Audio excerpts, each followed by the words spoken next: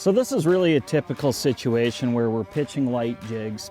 First thing is, one of the things that I really like to use when pitching light jigs, we're throwing 1/8 ounce jigs today, is a little bit longer rod, but a nice light rod. So this is a 7'1" Platinum Signature Series Johnny Morris, medium light, fast tip. So nice backbone, nice fast tip, but medium light, just because simply what we're throwing, pretty darn light there. One of the things that I do want to talk about though, that's a little bit different, simply because we're casting at shallow rocks and the rocks are extremely snaggy, is as we're looking at the main line, I'm going to use the same thing I typically would, a fire line. This is 10-pound fire line right here.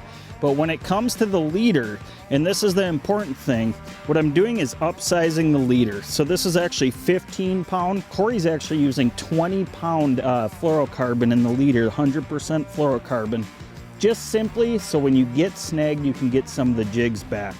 And when it comes to the bait, like I said, 1/8 ounce, this is a Berkeley half head jig, and then a variety of different tails we've been using.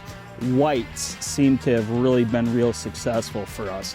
But overall, same type of rod setup, pretty close to the same type of line setup. When you're casting snaggy situations in shallow water, a little bit heavier fluorocarbon leader, and you catch yourself a lot of walleyes. Thanks for watching. Hit the subscribe button and click on the bell to stay up to date with the latest tips and techniques to help you get the next bite.